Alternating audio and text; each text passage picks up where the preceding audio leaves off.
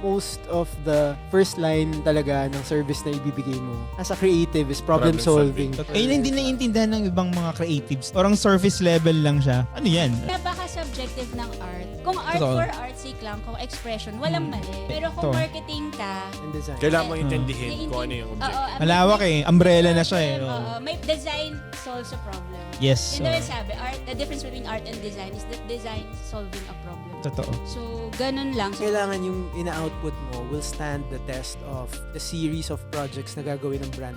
Parang hindi siya one time, big time na parang isang todong malupit na illustration gagawin mo. Dapat it makes sense, it can grow into something else. Kasi sometimes, The diba, artwork. gusto mo malaman Or kung ano yung design. ginagawa ng client mo, plus ano yung future projects na pwede mong gawin, ganyan. And sometimes meron ka ng pwede nga ikaw yung magbigay ng mga ideas na yun eh. Parang, you can expand this to this. So we can do this